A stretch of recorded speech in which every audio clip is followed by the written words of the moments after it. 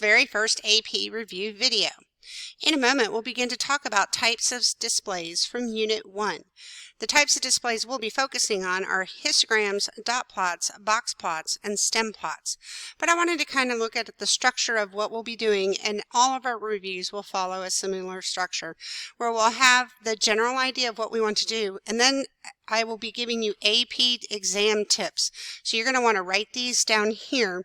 And these are quick review ideas. So if you're trying to remember what do I need to be sure to include, it's very much designed to help you get the maximum number of points from a free response question that you can possibly get in the AP test. Now, let's go ahead and begin our first review. So for our types of displays, it is going to be very unusual for you to be asked to construct a display. You will be most likely asked to interpret a display that is given to you.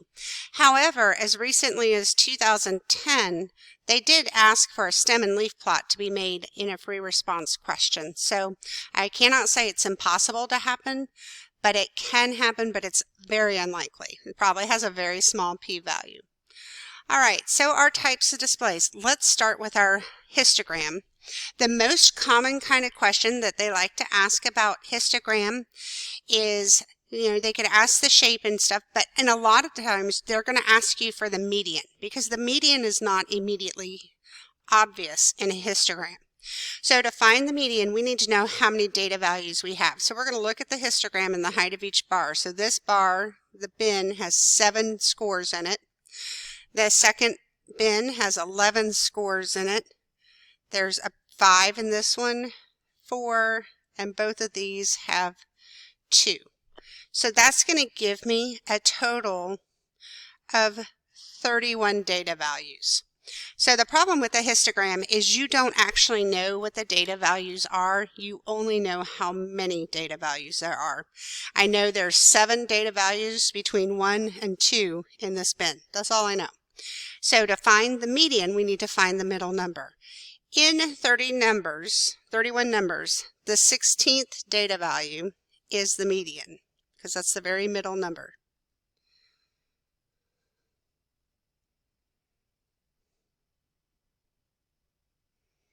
Okay, so where does the 16th number fall in this histogram? So we're just going to take a look.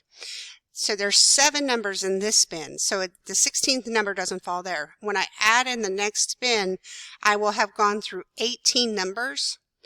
The 16th number wasn't in the first bin. The 16th number is in the second bin.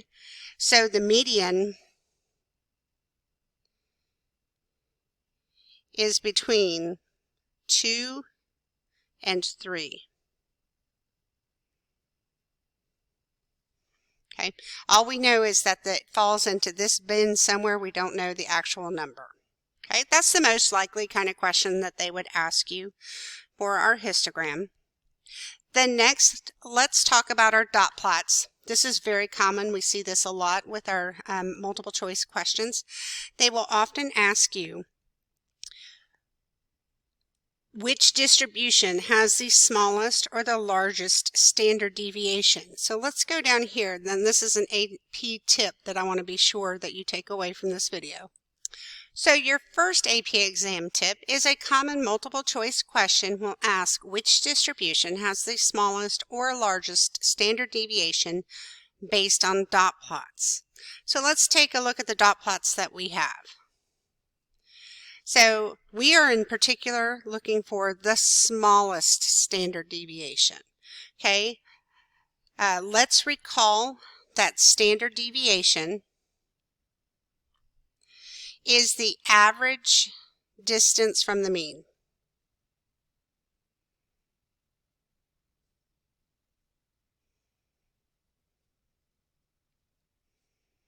Okay, so this question is asking which display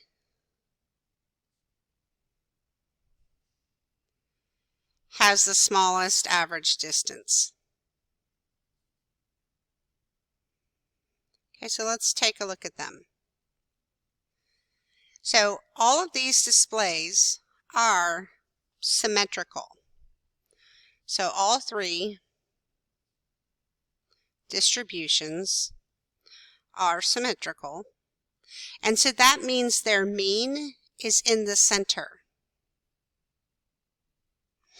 Okay, so we're going to put the mean right here in the center.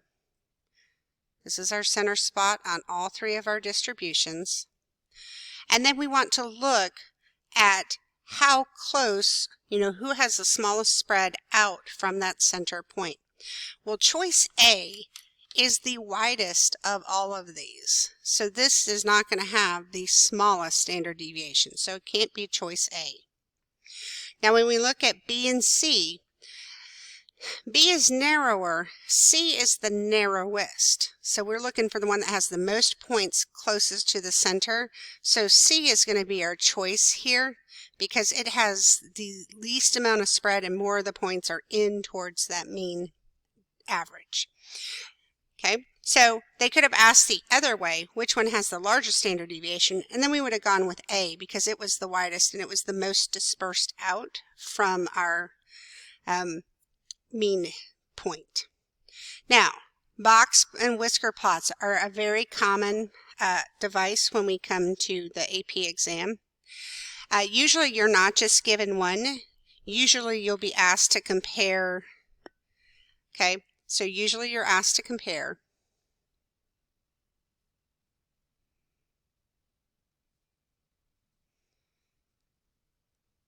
And when you're asked to compare a box and whisker plot, your best note is to reference the 5-number summary. And you can compare them by comparing parts of the 5-number summary. Okay, so a quick review, our 5-number summary will be the minimum, which is your lowest value, Q1, which is your first upright bar. Your median is in the box. This is Q3. And now I chose this example on purpose. This next upright bar, that is not your maximum because we actually have this outlier out here. This is our maximum. Okay, so he's still part of the data set, so we want to include him. He's our maximum. And so we want to see, we wanted to say our minimum, it looks to be about 2, I would say. Our Q1 is about 18.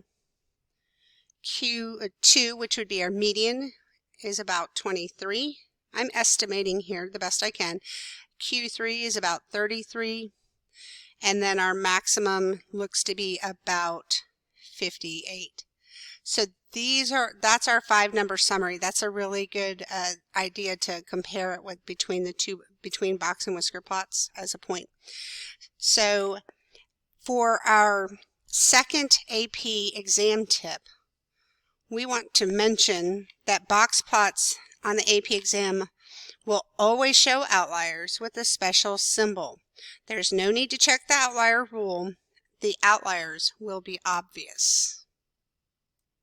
So with this AP exam tip, what they're saying is if there is an outlier on a box and whisker plot, you're going to be shown using this symbol out here, the dot outside that. The rest of the box and whisker plot, that's your outlier. If there's no point like that, then there's no outliers. So you don't have to check. It will be made obvious to you. All right, another thing that is frequently asked with box and whisker plots is you need to use the IQR. So remember, your IQR is Q3 minus Q1.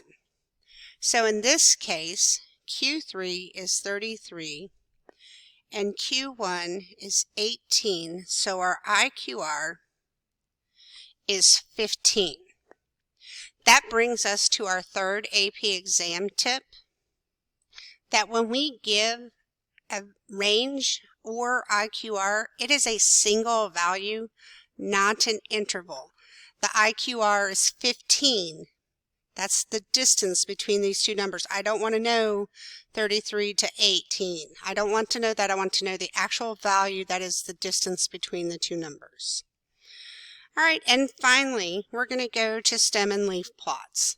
Stem and leaf plot was actually asked to be constructed on the 2010, and one of the places that students most often lost points is they didn't have a key how to read this. It must include a key to receive full points. So I'm going to look at, I'm going to draw that first one. It doesn't matter which ones you pick.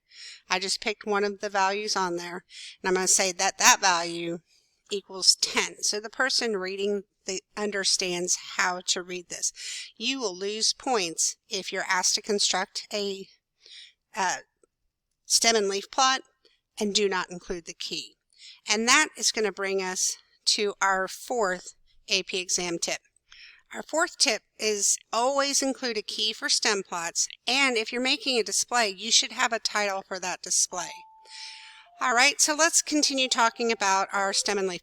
A very common question that you could get is, especially on a back-to-back stem and leaf plot, this is two different sets of data, is to compare their shapes. So the one side is pretty straightforward. If we turn our table to the side, we're starting at our lowest number and we're going high, and if we drew a loose curve over the top of this, that is obviously skewed right. Okay, so we know that this B set is skewed right. Now let's look at the A set. We can do the same thing. We can turn this and we can draw a curve over it. This one is skewed and it looks to maybe to even have an outlier, but we're only worried about shapes right now because that's all I'd ask for.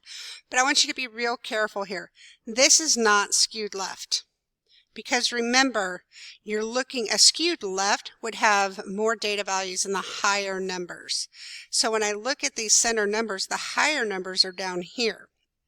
And this data set doesn't have more numbers down there. It has more numbers in more values in these smaller numbers.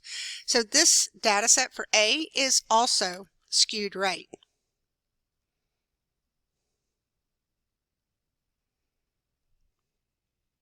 So both distributions have the majority of their data values at the lower values.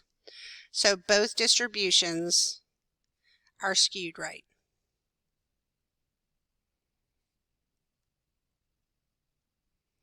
All right, hopefully that was helpful. Go back and review if you missed any of your AP exams tips. We're going to put this to use when we answer our FRQ. See you in class.